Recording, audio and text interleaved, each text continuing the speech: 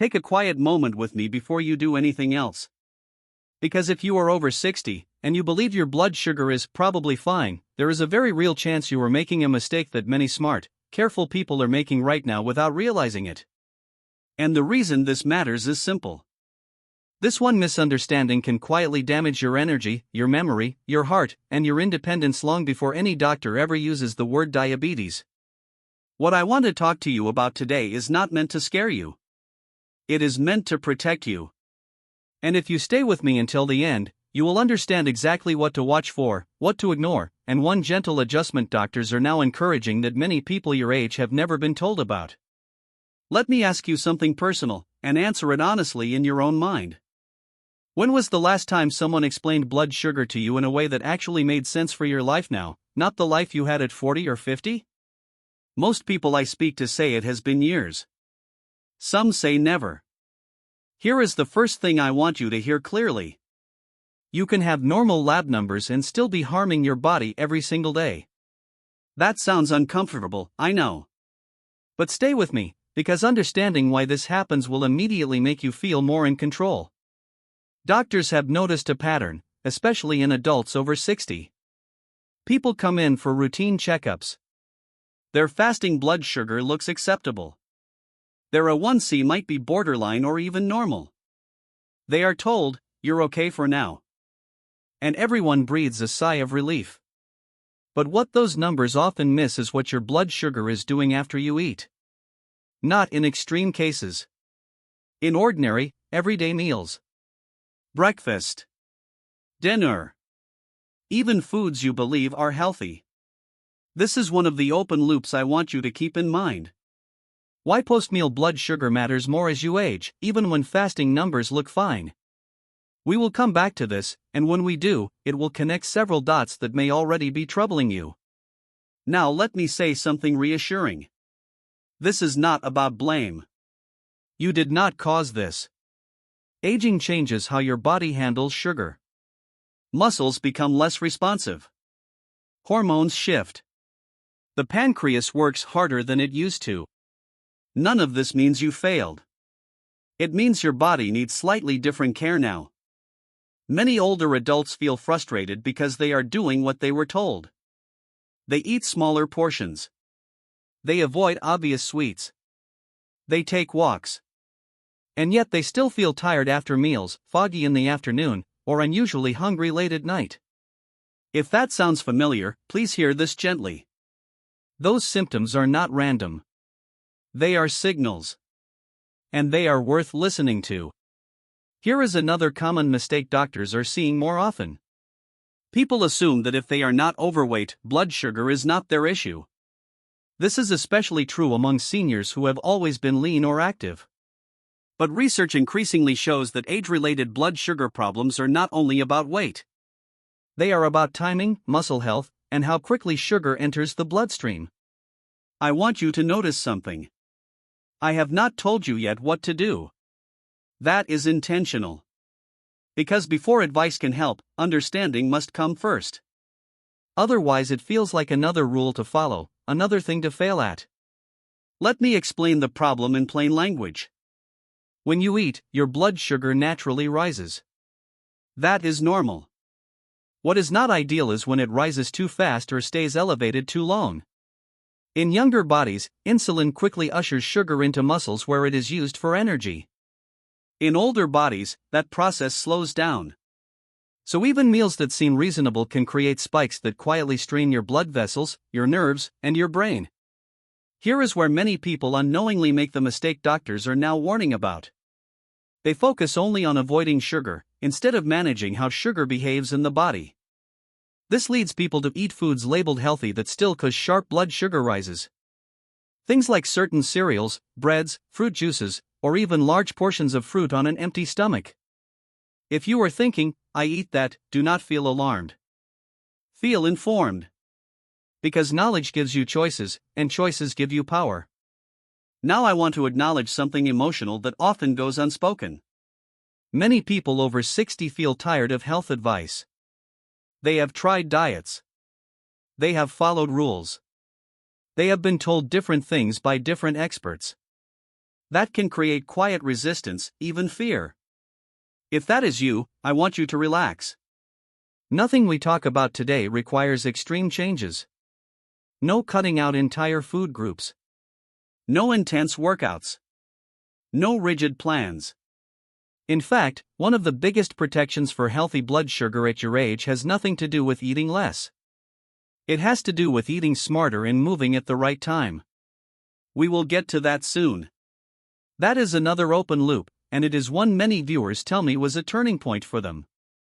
Before that, let me ask you another gentle question. Do you ever feel sleepy after meals, even modest ones? Or notice your vision feels slightly blurred in the afternoon? Or feel irritable or shaky if dinner is delayed? These are not signs of weakness. They are signs of blood sugar swings. And they often appear years before any diagnosis. Here is something many doctors now agree on. Waiting until blood sugar becomes a problem is no longer considered best practice, especially for older adults. Prevention is quieter. Earlier.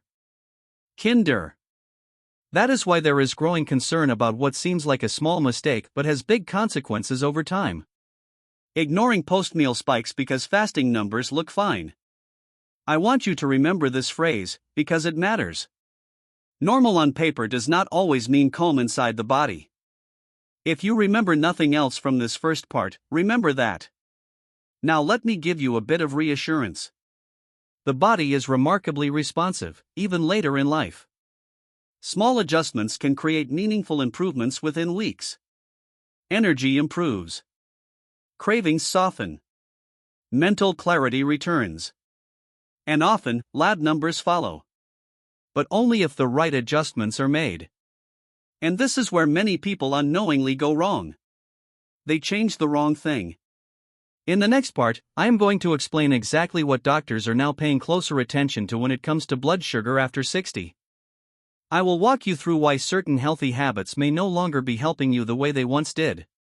And I will introduce a simple concept that can dramatically reduce blood sugar stress without feeling restrictive. Most importantly, I will explain how to spot the mistake early, before it turns into something that feels overwhelming or irreversible. So take a breath. You are not behind. You are not broken. You are simply learning what your body needs now.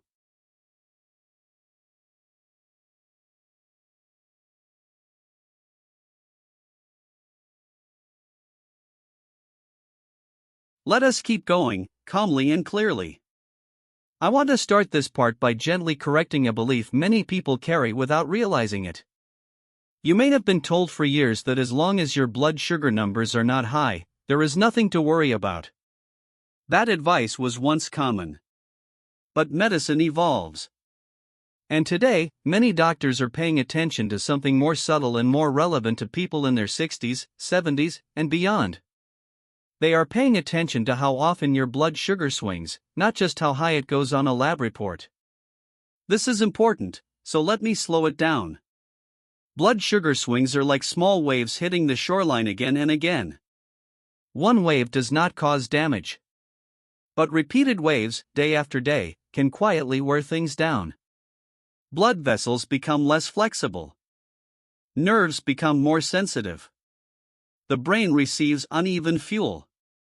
Over time, this can affect balance, memory, vision, and even mood.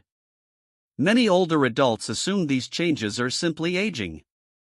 But in many cases, blood sugar instability is part of the story. Now here is where the common mistake shows up. A lot of people focus only on what they eat, not when or how they eat it. They choose foods they believe are healthy. Whole grains. Fruit. Low-fat meals. And those choices are not wrong. But timing and combination matter more now than they used to. Let me give you a simple, familiar example. Imagine eating a bowl of oatmeal in the morning. You may have eaten oatmeal your entire life. It feels safe, warm, healthy. But if you eat it by itself, especially on an empty stomach, it can raise blood sugar quickly in an older body. The problem is not the oatmeal itself. The problem is how fast the sugar enters your bloodstream. This is the kind of detail that rarely gets explained in a doctor's office, especially if your lab numbers look acceptable. But it is one of the reasons people feel confused. They think, I'm doing everything right. Why do I still feel off? If that question has crossed your mind, I want you to know something. You are not imagining it. Another quiet issue doctors are noticing involves muscle. As we age, we naturally lose muscle unless we actively protect it. Muscle is one of the main places your body stores and uses sugar. Less muscle means sugar stays in the bloodstream longer. This is another open loop we mentioned earlier. Muscle health and blood sugar are deeply connected. And protecting muscle does not require heavy lifting or gym memberships. We will talk about safe, realistic ways to support muscle later, in a way that respects aging joints and energy levels. For now, I want you to see the bigger picture. Blood sugar issues after 60 are rarely caused by one bad habit. They are usually the result of small, well-intentioned choices that no longer fit the body's needs. Let me check in with you for a moment. Have you ever skipped protein at breakfast because you were not hungry? Or chosen something light, thinking it was better for your heart? Have you ever delayed eating too long, then felt shaky or overeaten later? These patterns are incredibly common. And they are understandable. Appetite changes with age. Digestion slows. Advice becomes conflicting. Doctors are now urging older adults to rethink one specific habit that seems harmless but can quietly worsen blood sugar control. And that habit is eating carbohydrates alone. Carbohydrates are not the enemy. But when they are eaten without enough protein or healthy fat, they enter the bloodstream quickly. In younger bodies, this is handled easily. In older bodies, it creates spikes and crashes. The crash is often what people feel: fatigue, brain fog, cravings, irritability. And then the cycle repeats. Now here is something reassuring. You do not need to eliminate foods you love. You do not need to follow strict plans. What matters is pairing and pacing. Think of blood sugar like a fire. You want it steady, not flaring and dying out. Protein and fiber act like logs. They slow the burn. They provide stability. This brings us to another mistake doctors are seeing. Many older adults eat too little protein, especially earlier in the day. This is often unintentional. Appetite is lower. Habits are old. Or protein feels heavy. But protein is not just about muscle. It slows sugar absorption. It reduces spikes. It keeps energy steady. If you are wondering how much protein is right for you, stay with me. I will address that carefully and safely later, without numbers that feel overwhelming or unrealistic. Now let us talk about something else that often gets overlooked. Stress. Stress raises blood sugar, even without food. Emotional stress. Poor sleep. Worry. And many seniors live with quiet stress. Health concerns. Financial concerns. Loneliness. These factors matter. This is why two people can eat the same meal and have very different blood sugar responses. Doctors are increasingly aware that blood sugar management in older adults must be gentle and whole-person focused. Not just diet. Not just numbers. Here is another gentle question for you. Do you ever wake up feeling tired even after a full night's sleep? Or feel unusually hungry in the evening? These can be signs of nighttime blood sugar instability. And again, this often happens even when fasting numbers look normal. I want to pause here and offer reassurance. None of this means something bad is already happening. It means there is an opportunity to protect yourself earlier rather than later. In the next part, I am going to explain the specific adjustment many doctors are now recommending to reduce blood sugar swings without restriction. It involves timing, movement, and a small shift in how meals are structured. I will also explain why this adjustment feels easier than dieting and why so many older adults say it gave them back a sense of control and calm around food. This is where things begin to feel hopeful. So stay with me. You are doing something important for yourself by listening. Good. Let us move forward carefully, because this is where many people begin to feel relief instead of pressure. I want to tell you about the adjustment doctors are now talking about more openly, especially with patients in their 60s and 70s. It is not a medication. It is not a diet. And it does not require perfection. It is about what happens in the first 30 to 60 minutes after you eat. This is something most people have never been taught to think about. And yet it can make a meaningful difference in how your body handles blood sugar throughout the entire day. Before I explain it, let me gently address a fear some people carry. You might be thinking, I do not have the energy to exercise after meals, or my joints will not allow much movement. If that thought crossed your mind, stay with me. This is not about workouts or pushing yourself. Doctors have noticed that light, comfortable movement after eating helps muscles absorb sugar more efficiently. Not intense movement. Not sweating. Just simple use of the body. Here is why this matters. After a meal, sugar enters the bloodstream. Muscles act like sponges. When they are gently activated, they pull sugar out of the blood without needing as much insulin. This reduces spikes. It reduces strain. And it calms the system. In younger adults, muscles do this automatically. In older adults, they often need a little reminder. This does not mean you must walk for miles or lift weights. Even 5 to 10 minutes of gentle movement can help. A slow walk. Light chores. Standing and moving around instead of sitting immediately. Many doctors now suggest this because it works with the body instead of against it. If you are thinking, that sounds too simple, I understand. But simple does not mean weak. It means sustainable. Now let me bring back one of the open loops we mentioned earlier. Why post-meal blood sugar matters more than fasting numbers as you age. When blood sugar spikes repeatedly after meals, even if fasting levels look normal, it creates low-grade stress inside the body. Over time, that stress can affect small blood vessels in the eyes, kidneys, and brain. This is why some people experience gradual vision changes, balance issues, or memory lapses without clear explanations. By smoothing out those spikes, you reduce that internal stress. This is where many people feel encouraged. Because smoothing spikes does not require eating less. It requires eating differently and moving gently at the right time. Let me give you another example. If you eat a meal with carbohydrates, adding protein first can slow how quickly sugar enters the bloodstream.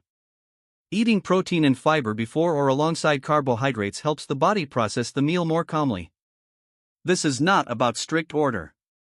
It is about awareness. Think of it as giving your body a heads up before the sugar arrives. Now let us talk about breakfast again, because it plays a larger role than many people realize. Skipping breakfast or eating a very light one can lead to stronger blood sugar swings later in the day. This often shows up as afternoon fatigue or evening cravings. Many seniors skip breakfast because they are not hungry or because they believe it is better to give the body a break. For some people, that works. For others, it creates instability. Doctors are increasingly encouraging older adults to include some protein in the morning, even if it is small. This helps set a steadier rhythm for the day. If you are wondering what counts as protein or how much is appropriate, do not worry. We will talk about that in a way that feels practical and not overwhelming. Before we do, I want to address something emotional that matters deeply. Many people over 60 feel anxious about making the wrong choice. They worry that one mistake could undo years of effort. That fear can lead to paralysis or avoidance. I want you to hear this clearly. Blood sugar care is not fragile. It is flexible. Small improvements still matter. Consistency matters more than perfection. This is why doctors emphasize habits that feel doable. Gentle movement. Balanced meals. Adequate protein. Good sleep. Sleep deserves a moment here. Poor sleep raises blood sugar the next day. Even one restless night can reduce insulin sensitivity. This is not your fault. Sleep changes with age. But it does mean that taking sleep seriously is part of protecting blood sugar. Doctors often suggest calming evening routines, consistent bedtimes, and limiting heavy meals late at night. These are not rigid rules. They are supports. Let me ask you another question, and answer honestly. Do you ever feel more unsteady or mentally foggy in the late afternoon or early evening? If so, blood sugar swings may be playing a role. The reason I keep asking questions like this is not to diagnose you. It is to help you recognize patterns you may have brushed off. Recognition is the first step toward change. Now let us return to muscle, because this is one of the most protective factors for healthy aging. Muscle acts as a reservoir for sugar. The more muscle you have, the easier it is for your body to manage blood sugar. This does not mean you need to build muscle like a bodybuilder. It means preserving what you have. Doctors now encourage older adults to engage in light resistance activities if possible. Things like standing from a chair without using hands, carrying groceries, gentle resistance bands, even pushing against a wall. These movements send a signal to the body to keep muscle tissue. And the benefit goes beyond blood sugar. Stronger muscles support balance, independence, and confidence. I want you to notice something important. None of this is extreme. None of it is punishing. It is supportive.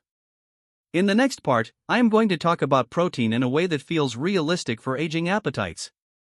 I will also explain a very common misunderstanding about eating too much that actually leads some seniors to eat too little of what their body needs. I will also close one of the most important open loops. The one that explains how to tell if your blood sugar is stressing your body, even without obvious symptoms. This is information many people wish they had heard earlier. So stay with me. You are doing this for your future self. Let us continue, because this is where clarity replaces worry for many people. I want to talk about protein now, but not in the way you may be expecting. This is not about counting grams or forcing yourself to eat foods you dislike. It is about understanding why your body's relationship with protein changes as you get older, and why eating too little can quietly make blood sugar harder to manage. Many seniors unintentionally undereat protein. This often happens for gentle, understandable reasons. Appetite is lower. Digestion feels slower. Protein foods can feel heavy. Or you were told years ago to avoid them for your heart. Doctors today are taking a more balanced view. Protein does several things that matter deeply after 60. It helps preserve muscle. It slows the absorption of sugar. It supports immune health. And it keeps you feeling satisfied longer, which reduces sudden hunger and overeating later. Here is the misunderstanding I want to clear up. Many people believe that eating less overall is always healthier. But in older adults, eating too little protein can backfire. It can lead to muscle loss, weakness, and greater blood sugar swings. This is not about eating more food. It is about eating enough of the right kind at the right time. Let me say something reassuring here. You do not need large portions. You do not need protein shakes unless you enjoy them. Even modest amounts can make a difference. For example, adding a small serving of eggs, yogurt, cottage cheese, fish, beans, or lean meat to a meal can change how that meal affects your blood sugar. The key is consistency, not quantity. Doctors often suggest spreading protein throughout the day instead of loading it all into one meal. This is gentler on digestion and more supportive for muscle. Now let us close one of the most important open loops we introduced earlier. How can you tell if blood sugar is quietly stressing your body, even if tests look okay? There are a few signals doctors listen for closely. Feeling unusually tired after meals. Needing to lie down. Feeling foggy or unfocused. Experiencing sudden hunger a couple of hours after eating. Waking up during the night and having trouble falling back asleep. Feeling shaky or irritable when meals are delayed. These are not dramatic symptoms. That is why they are often ignored. But together, they paint a picture. Another sign many people do not connect is frequent nighttime urination. Blood sugar instability can affect how the kidneys handle fluids, especially at night. If you nodded to any of these, do not feel alarmed. Feel informed. These are early signals, not diagnoses. Doctors now encourage patients to pay attention to how they feel, not just what the numbers say. This brings us to something very important emotionally. Many older adults feel embarrassed bringing up vague symptoms. They worry about sounding anxious or complaining. So they stay quiet. I want to say this clearly. Listening to your body is not complaining. It is caring. Now let us talk briefly about what not to do, because this can save you frustration. Extreme low-carb diets can be risky for some seniors.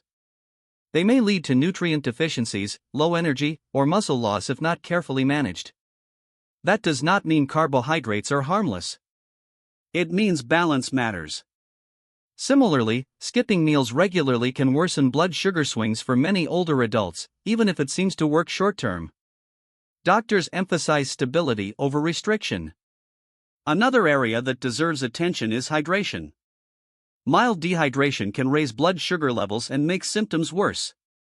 Many seniors drink less water to avoid frequent bathroom trips, especially at night. This is understandable. But staying adequately hydrated supports circulation and sugar balance. Even small sips throughout the day help. Now I want to return to something we touched on earlier. Stress and emotional health. Loneliness, worry, and unresolved stress raise blood sugar through hormones like cortisol. This is not weakness. It is biology. Doctors increasingly encourage social connection, relaxation, and meaningful activity as part of blood sugar care. A phone call. A walk with a friend. A hobby. These things matter. I want you to hear this next part with care. You are not failing if blood sugar becomes harder to manage with age. You are adapting. And adaptation is a sign of wisdom. In the final part, I am going to bring everything together into a calm, simple framework you can remember. Not rules. Not a plan. A way of thinking about your day that supports steadier blood sugar without stress. I will also share the most reassuring insight doctors give their older patients. The one that helps people let go of fear and focus on progress. This is the part many viewers say they wish they had heard years earlier. Stay with me just a little longer. Let us gently bring this together now, in a way that feels calm and manageable, not heavy. If you take nothing else from this video, I want you to remember this. Blood sugar health after 60 is not about strict control. It is about creating steadiness. And steadiness comes from a few supportive habits that work together. Think of your day as having a natural rhythm. When that rhythm is supported, your body feels safer. When the body feels safe, blood sugar behaves more calmly. Doctors often explain it this way to their older patients. First, avoid letting your body go too long without fuel. Long gaps between meals can create stress, even if you are not hungry. Gentle, regular nourishment helps prevent sharp swings later.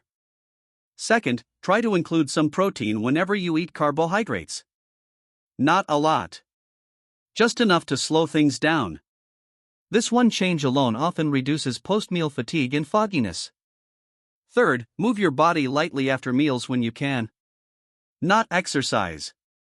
Just movement. Standing, walking, tidying up. Think of it as helping your muscles do their job. Fourth, protect your sleep as best you can. Not perfect sleep. Just consistent, calming routines. Good sleep makes everything else easier. And finally, be kind to your nervous system. Stress, loneliness, and worry matter. Calming the mind helps calm the body. This is the simple framework doctors are leaning into more and more for seniors. Not because it is trendy, but because it respects how the aging body actually works. Now I want to close the most important open loop. The one about fear. Many people worry that once blood sugar becomes unstable, decline is inevitable. That is not what doctors see in practice. What they see is this. When older adults make small, steady adjustments, the body often responds. Energy improves. Cravings soften. Sleep stabilizes. Confidence returns. And even when numbers do not change dramatically, quality of life often does. That matters. You do not need to reverse time. You do not need to be perfect. You just need to give your body what it needs now, not what it needed decades ago. If you ever feel unsure, bring these conversations to your healthcare provider. Ask about post-meal blood sugar. Ask about muscle health. Ask about how your daily habits support steadiness. These are reasonable, responsible questions. I want to end by speaking to you directly, as one person to another. If you are watching this and thinking, I wish I had known this earlier, please do not let that turn into regret. Let it turn into care. You are here now. And that is enough. Small changes made with understanding are powerful, even later in life. Thank you for staying with me through this conversation. Taking the time to learn and listen is an act of self-respect. If you found this video helpful, make sure to like, share, and subscribe.